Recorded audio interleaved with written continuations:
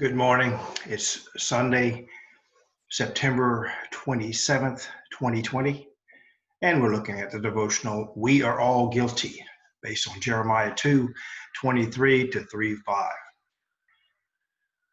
I encountered it again last night, watching a TV show in which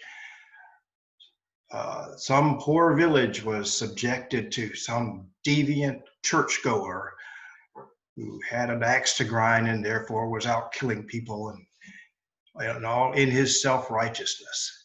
And you get tired of preaching like that. You get tired of people telling you that church people are all demented and that they are just seeking to build up their own self-righteousness at the expense of others. And it's just not true. The fact is, our churches are filled with people who realize that we are all guilty. The reason we are coming to church, well, most of us, is that we realize we need God. There is a self-righteous society out there who denies it, just flat out denies that they need God. We're not guilty, they say, and that's exactly what the Israelites were saying to Jeremiah.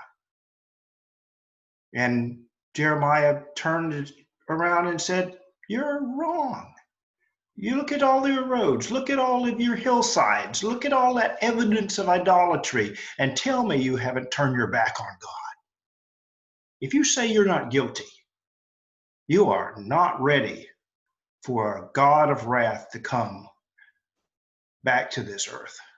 You're not ready for the judgment day. You're not ready for the second coming of Christ. If you are in denial of your own depravity, then you need to come to God in repentance." And so do we. Those of us who come to church and those of us who are admitting that we need God, we're just as sinful.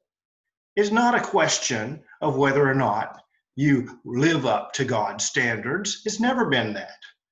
God is a God of grace. He will come to anyone who admits that they need him, but he will pour out his wrath on those who live their entire lives in denial of their own depravity. Now is a day of salvation. Now is a day for you to turn back to God and say, "Yes, I have sinned." But you're not going to get to him unless you admit that. Be blessed this day and go to church. God bless you.